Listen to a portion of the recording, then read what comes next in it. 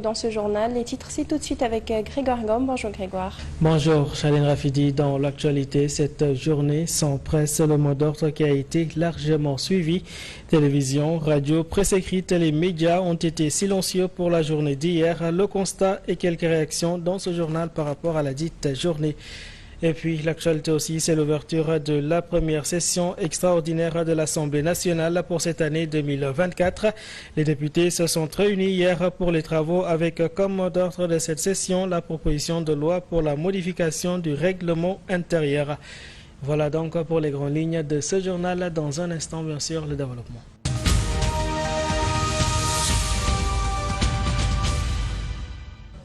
Mouvement d'humeur donc de la presse sénégalaise après un édito commun intitulé Médias, la mort programmée, suivi d'une journée sans presse hier. Les médias privés ne comptent pas lâcher du lest. Et bien sûr, il est donc prévu de boycotter les activités gouvernementales ce mardi et bien sûr ce jeudi. Une rencontre est même prévue avec la société civile avant l'évaluation qui sera faite vendredi.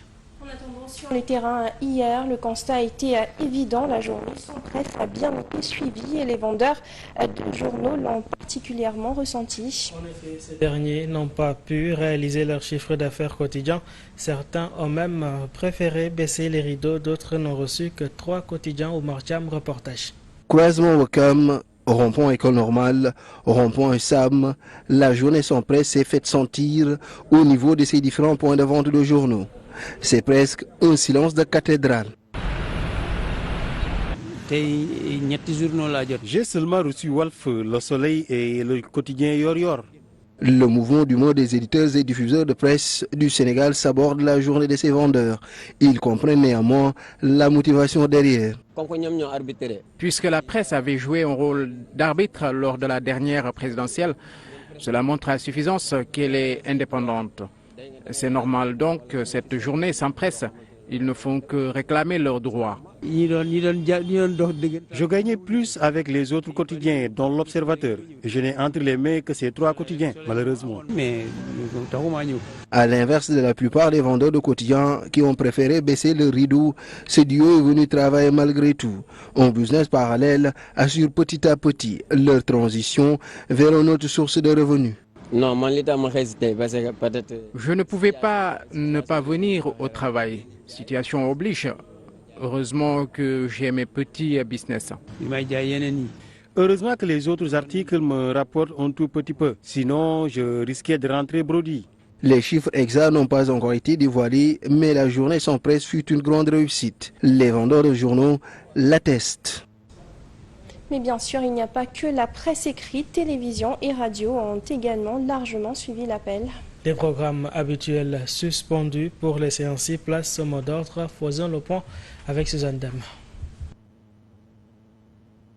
Une journée sans presse, c'est le mot d'ordre décrété ce mardi par le Conseil des diffuseurs et éditeurs de presse du Sénégal. Une forme de protestation largement suivie par la grande majorité de la presse sénégalaise. Pour montrer leur adhésion à l'initiative, certaines télévisions sont au premier rang. CTV, TFM, Sen TV et RDV. Toutes ont marqué cette journée par ce teaser.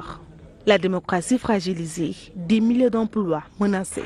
Un acte symbolique pour alerter la situation alarmante que traverse le secteur des médias. Après ce constat, certaines stations radio ne sont pas en reste dans le combat.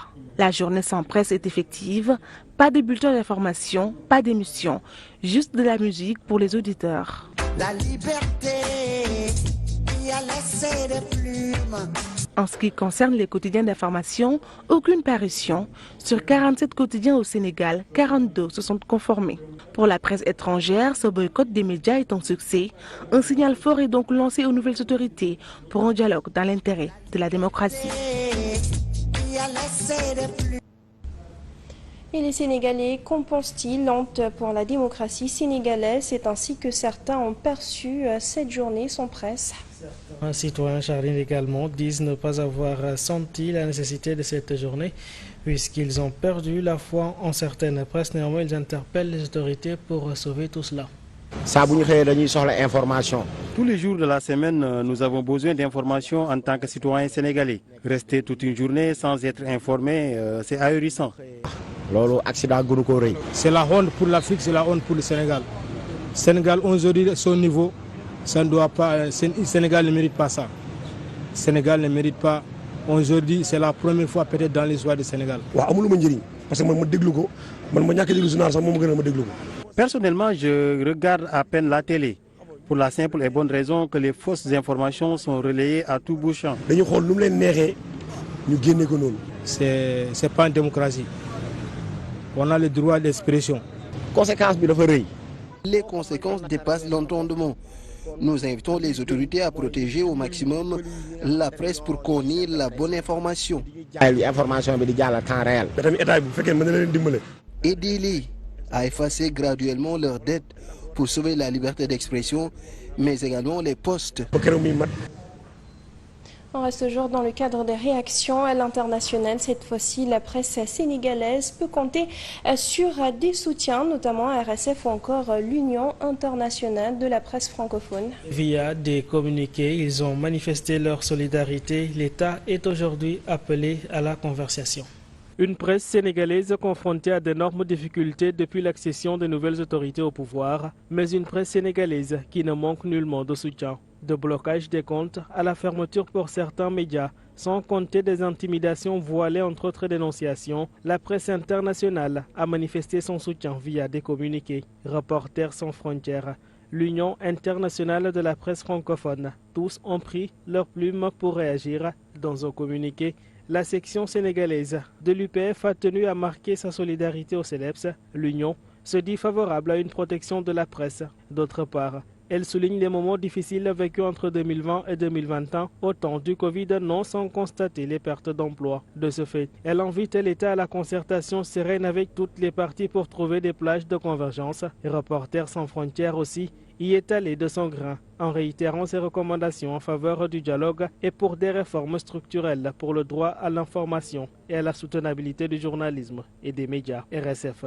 évoque pas moins de 7 autres médias privés proches de mettre la clé sous le paillasson après Stade et Sunulomba. Reporters sans frontières fait également état d'une trentaine de recommandations auprès des nouvelles autorités sénégalaises parlant de l'urgence d'une réforme des aides publiques, mais aussi d'un éclaircissement des conditions de production de l'information et des règles plus précises relatives à la transparence des médias. Les médias sont les canaux de transmission du droit à l'information et les autorités en sont des garants, scande la presse internationale. Sur ce, on reste avec la presse étrangère. Le mouvement d'humeur a eu des échos jusqu'au-delà de nos frontières. Plusieurs médias étrangers, bien sûr, en ont parlé, ce qui semble internationaliser le combat des patrons de presse à Kadior Cissé. Journée sans presse au Sénégal, un plan d'action qui entre dans le cadre du mouvement d'humeur initié par les patrons de presse qui tirent le diable par la queue depuis l'avènement de ce nouveau régime. Le Conseil des diffuseurs et éditeurs de presse du Sénégal, qui n'en peut plus de subir cette pression du nouveau gouvernement, a décidé d'avoir recours aux moyens de protestation à sa disposition. Le premier acte, la publication lundi 12 août d'un édito commun intitulé « Médias, la mort programmée, la journée sans presse » observé ce mardi est la seconde étape de la croisade contre ce que le CEDEPS qualifie d'une tentative de liquidation de la presse. Décidément, ce deuxième plan d'action n'est pas passé inaperçu au niveau international au regard de tous les organes de presse internationaux qui ont évoqué le sujet. Pour mettre un terme à ce bras de fer entre le CEDEPS et les nouvelles autorités sénégalaises, Reporters sans frontières réitère ses recommandations en faveur du dialogue et pour des réformes structurelles, pour le droit à l'information et la soutenabilité du journalisme et des médias. Les patrons de médias privés disent craindre pour leur liberté d'expression 4 mois après l'arrivée au pouvoir du nouveau président Bassirou Diomaye Faye. Ils alertent notamment sur les mesures fiscales et économiques qui les mettent en faillite, a écrit le site web de la RFI. Jeune Afrique, VOA, Mediapart, APA News, entre autres, se sont tous épanchés sur la question. Une implication de ces médias étrangers qui internationalisent cette bataille entre le gouvernement de Bassirou Diomaye Faye et le Conseil des diffuseurs et éditeurs de presse du Sénégal qui ne fait que démarrer. Et pour la deuxième fois dans l'histoire des médias au Sénégal, donc, la presse a observé une journée sans presse. La première fois, c'était en juillet 2004 avec l'arrestation du directeur de publication du journal Le Quotidien, Madiam Baldiagne. 20 ans plus tard, la presse sénégalaise a réactivé ses leviers de protestation. Cette fois, une mort imminente des entreprises de presse est à cause. La seule perdante, la démocratie sénégalaise. Ces dernières années, la presse sénégalaise est mise à rude épreuve. Arrestations, passage à tabac, attaques, violences et dernièrement, rupture unilatérale de conventions ou pression fiscale. Et justement, la pression fiscale en ce moment est l'arbre des médias qui cache la forêt des difficultés.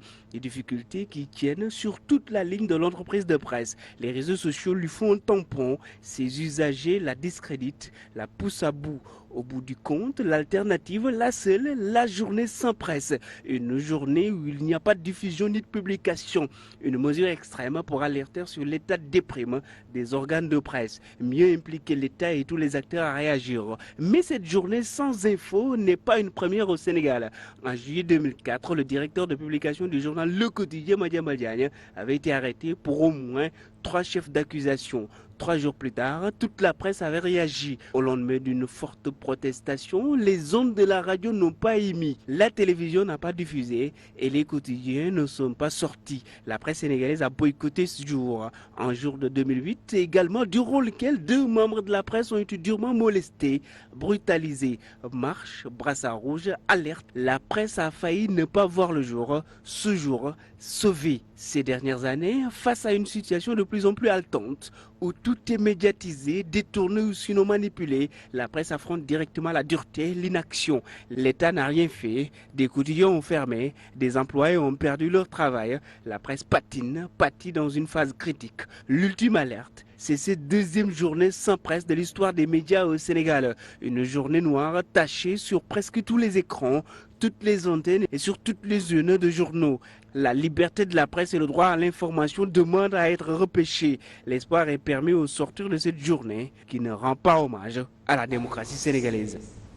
Justement, Pape Malick Thiam, les hommes politiques ne cachent pas leur inquiétude face à cette situation préjudiciable, disent-ils, pour la démocratie. Ils en appellent à un dialogue avant tout. Autant les entreprises de presse doivent s'efforcer d'être en règle selon eux, mais l'État aussi a la responsabilité d'actionner des mesures d'accompagnement. Journée sans presse au Sénégal. La lutte est donc entamée pour les entreprises de presse qui alertent sur leur situation après les mesures fiscales et économiques intenses amorcées par le nouveau régime. Sur la scène politique, la situation inquiète, mais les différents acteurs sur les différents réseaux sociaux exhortent plutôt au dialogue, notamment sur la question des impôts. C'est justement l'appel de l'ancien Premier ministre Amadou Ba. Je pense qu'il faut équilibrer. Aux entreprises de presse de s'acquitter de leurs obligations et à l'administration de trouver les voies et moyens pour aider ces entreprises à pouvoir survivre et travailler. Et même son de cloche du côté de Thierno Bocoum, mais beaucoup plus virulent. Il va plus loin en rappelant les chiffres. Sur les 40 milliards de dettes fiscales des entreprises de presse, 33 sont dus par la RTS, Le Soleil et l'APS. Ces médias publics doivent à l'État plus de 75% de la dette fiscale des médias. Et pourtant, ils bénéficient de tous les privilèges de l'État par comparaison aux médias privés.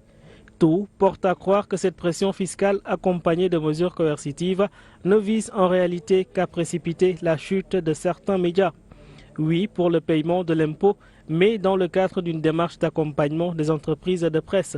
Une démarche d'accompagnement qui passera forcément par un dialogue. C'est d'ailleurs ce que préconise l'ancien ministre Zahra Iyane Thiam. Il est urgent pour l'État d'accorder une oreille attentive aux organisations de presse afin d'éviter un bras de fer qui inévitablement aura des conséquences socio-économiques pour tout le pays. Et du côté de la société civile également, de la presse sénégalaise est soutenue dans sa démarche. Birahim Seck n'a pas manqué d'exprimer sa solidarité. Je réitère mon soutien indéfectible à la presse sénégalaise. Par ailleurs, merci pour cette belle publicité d'une position de principe et constante maintenue. Journée sans presse donc, un silence de la presse qui ne laisse pas indifférent sur la scène politique et pour lequel bien des acteurs appellent à une rencontre entre l'État et les médias en vue d'une issue favorable. Toujours sur la question session extraordinaire, hier, certains parlementaires se sont justement prononcés sur cette journée sans presse. C'est le cas d'Abdombo, de Benobo Kiakar ou encore Abambaye de Taraou, Sénégal. Ils ont tous déploré cette situation qui, selon eux, est triste pour la démocratie sénégalaise. Nabo Marceau, reportage. Les parlementaires ne sont pas restés indifférents à la journée sans presse initiée par le CEDEPS. Les représentants du peuple ont profité de la séance extraordinaire tenue ce mardi pour se prononcer sur la question. Abdoumbo du groupe parlementaire Benno Bokk Yakaar déplore une telle situation et accuse les nouvelles autorités. C'est triste de voir aujourd'hui au Sénégal, au XXIe siècle, une journée sans presse. Cela veut dire qu'aujourd'hui, l'horizon est sombre. Cela veut dire que la démocratie a des difficultés. Cela veut dire qu'on veut casser la liberté d'opinion. Cela veut dire que nous avons aujourd'hui au Sénégal un pouvoir qui ne comprend pas les priorités. C'est une journée triste pour la démocratie, affirme Abambaye de Taraou, Sénégal, pour exprimer sa désolation. Il invite par ailleurs les autorités à réfléchir sur des mécanismes de financement pour soutenir le secteur des médias. Extrêmement triste et affligé parce qu'il faut rendre à César ce qui appartient à César. Je pense que tout le monde sait que quand il y a eu l'alternance en 2000, c'est parce que la presse était au cœur. C'est quand on a ouvert la presse que le Sénégal est devenu une vraie démocratie. Et aujourd'hui, cette journée en presse, c'est une journée sans démocratie. C'est un des pas entre notre démocratie qu'on est en train de servir, au lieu de la réflexion de fond. Aujourd'hui, on doit réfléchir, on doit se poser pour trouver des mécanismes de financement pérennes pour la presse dans son ensemble. Aujourd'hui, c'est le défi qui nous interpelle et c'est ça qu'on attend à nos gouvernants, plutôt que de brimer la presse à travers une fiscalité. Ces députés invitent les autorités et les acteurs des médias à se retrouver autour d'une table pour essayer de trouver des solutions idoines pour mettre un terme à ce bras de fer. On reste à l'hémicycle pour terminer. Ouverture de la première session extraordinaire de l'Assemblée nationale pour l'année 2024. Les députés se sont donc réunis hier pour les travaux avec comme mot d'ordre de cette session la proposition de loi pour la modification du règlement intérieur. Proposition qui va d'abord passer en commission des lois devant les présidents de groupes parlementaires avant de faire l'objet d'une plénière. Mamadou Kanté. Le sujet a fait couler beaucoup d'encre et de salive. Depuis le début de l'épisode de la déclaration de politique générale du Premier ministre Ousmane Sonko, de nombreuses voix se sont élevées pour la réactualisation du règlement intérieur à l'origine du problème. Face à l'ampleur de ce débat qui a fini de s'installer dans l'espace public, l'hémicycle est en procédure d'urgence. L'objectif est de réactualiser le règlement intérieur de l'Assemblée nationale pour qu'il soit conforme à la Constitution du Sénégal. On a déjà entamé le travail avec les autres groupes parlementaires. Maintenant, il ne nous reste qu'à soumettre les conclusions en plénière. Une session extraordinaire pour revoir de fond en comble tout le règlement intérieur. La DPG, et j'ai l'habitude de le dire et je le répète, n'a absolument rien à voir avec le règlement intérieur de l'Assemblée nationale parce que l'article 55 de la Constitution dit que le Premier ministre doit faire sa déclaration de politique générale. Ça, c'est la Constitution. Maintenant, la loi organique de l'Assemblée nationale qui fait office de règlement intérieur doit être réactualisée. Et c'est une procédure qui a été démarrée bien avant que l'actuel régime puisse arriver au pouvoir. Même s'il est vrai que l'Assemblée nationale s'est réunie de plein droit en session ordinaire, cette session extraordinaire est aussi de droit en cas d'urgence. Et place tout de suite à la revue de presse. Les journaux à nouveau dans les kiosques après la journée sans presse observée ce mardi. Un signal fort, selon le journal Enquête, le quotidien d'informer que le mot d'ordre a été largement suivi de RFI à BBC, en passant par les chaînes africaines et maghrébines. La presse internationale s'est amplement intéressée au sujet. Une journée sans presse, à l'appel du CEDEPS, largement suivie, renchérit Vox Populi, évoquant ainsi l'alerte relayée jusqu'à l'international. Reporters sans frontières, Union de la presse francophone et Amnesty Sénégal appellent tous à un dialogue entre l'État et les acteurs de la presse, renseigne le journal. Non sans évoquer le boycott de l'association des patrons et éditeurs de presse du Sénégal qui ne s'est pas associé au mouvement d'humeur, s'indignant de cette façon de manifester. Ce boycott a sans doute inspiré le journal Le Public. Le mouvement, largement suivi, l'État désunit patrons et employés, titre le journal d'Aïssatou Diop Fall. Hormis Le Soleil, Le Témoin, Réumi, L'Éveil et Walf Quotidien, plus de 30 journaux ont été en mode off, renseignent nos confrères. Sud FM, RFM, Zig FM, iRadio, TFM, Sen TV, ITV, 7 TV, tous ces organes n'ont publié aucun contenu lié à l'actualité,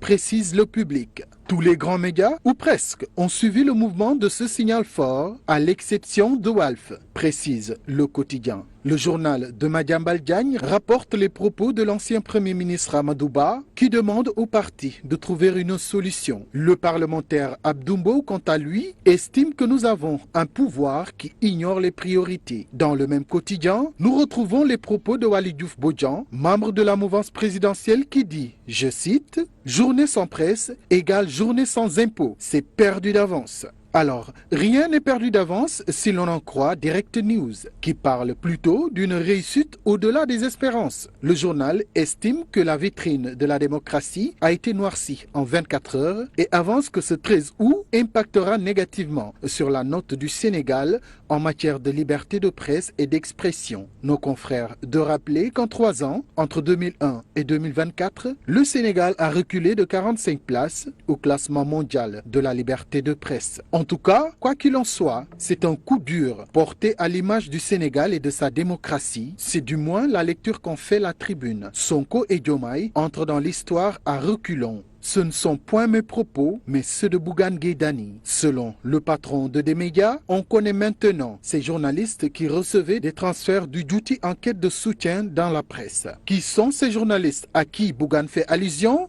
Je donne ma langue au chat. Pour avoir une idée des destinataires des propos de Bougane, nous allons regarder la une du journal Le Peuple. L'ancien du groupe Walfadjri n'est pas content et les mots pour l'exprimer sont sans ambiguïté. Cette entreprise funeste et odieuse d'un PM bavard est appuyée par une race pitoyable de journalistes et de chroniqueurs collabos de groupes de presse charognards qui n'honorent pas la mémoire de Sidi Lamine Niasse, fulmine le leader de Gumsa Bob.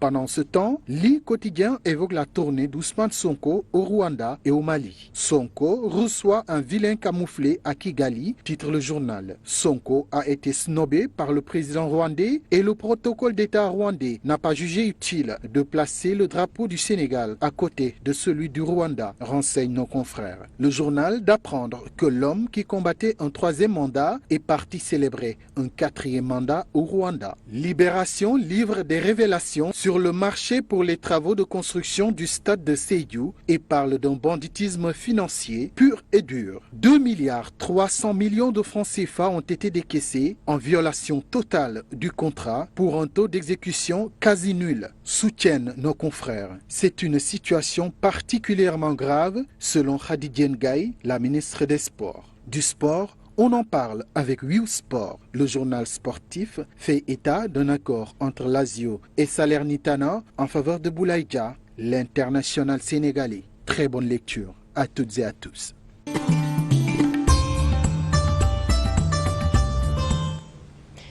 Une revue de presse signée Kadjour Cissé, c'est ce qui met un terme à ce journal. Merci à vous de l'avoir suivi. Merci Grégoire. Au plaisir, Charlie. Et à 14h, vous aurez le Wolof. Merci, bonne suite de programme sur la 7 TV.